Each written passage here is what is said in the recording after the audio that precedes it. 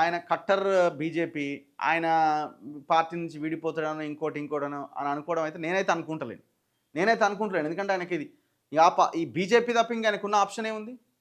Option లేదు. ఆయన already that ఆయన ఆ పార్టీ ఎంపీగా ఉన్నాడు. ట్రోల్స్ చేయడం కాదు, దమ్ముంటే నేరుగా రండి, ఫేస్ టు ఫేస్ అంటుంటారు రామచంద్రరావు గారు. మరి చూడాలి రామచంద్రరావు గారు మిస్సైలా, తుస్సా ఏందన్నది మరో 2-3 నెలల్లో తెలుస్తుంది ఆయన పనితీరు మీద. ఇప్పుడు జాబ్ క్యాలెండర్ మీద కొట్లాడండి రామచంద్రరావు గారు. జాబ్ క్యాలెండర్ మీద కొట్లాడండి. తెలంగాణలో భూములు మొత్తం కబ్జాకు గురైనాయి.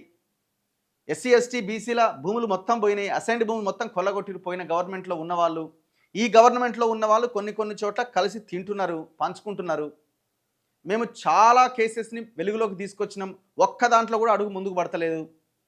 కొన్ని చిన్నవి ఏదో భయపడో ఇంకోటో మీడియాకు తెలిసిందనో ప్రజలని కబ్జా చేయాలనుకున్న వాళ్ళు వెనక్కి తగ్గుతున్నారు. అంతవరకు సక్సెస్ అవుతున్నాం. కానీ ఈ 100 కోట్ల 1000 కోట్ల రూపాయలకు సంబంధించిన సామ్రాజ్యాన్ని మాత్రం మనం ఛేదించలేకపోతున్నాం. అది మీ వల్లనే సాధ్యం. ఎందుకంటే మీరు కేంద్రంలో అధికారంలో ఉన్నారు. మీకు మోదీ సహకారం ఉంది, అమిత్ షా సహకారం ఉంది, ఏమైనా చేయగలుగుతారు. సో కాబట్టి మీరు బండి సంజయ్ అన్నట్టు మిస్సైల్ కావాలి. జాబ్ క్యాలెండర్లో ఒక మిస్సైల్ కావాలా? జాబ్ క్యాలెండర్ తేవడంలో మీరు పోరాటం చేయడంలో ఇప్పుడు వాళ్ళు ఇస్తారా ఇవ్వరా అనేది పక్కన పెట్టండి. ఫైట్ అయితే చాలా క్లియర్గా ఉండాలి కదా. మీరు తెలంగాణలో భూములు కోల్పోయిన దాంట్లో ఒక మిస్సైల్ కావాలా రేవంత్ రెడ్డికి ఆర్ కేసీఆర్కి.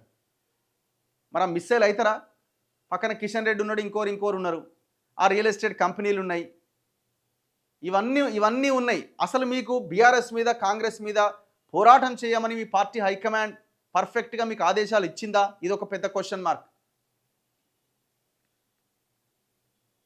సో మరి రాబోయే రోజుల్లో ఆయన మిస్సైల్ అవుతారా, ఇంకేమవుతారా అన్నది ఒక 2-3 నెలల సమయం అయితే మనకు తెలిసిపోతుంది.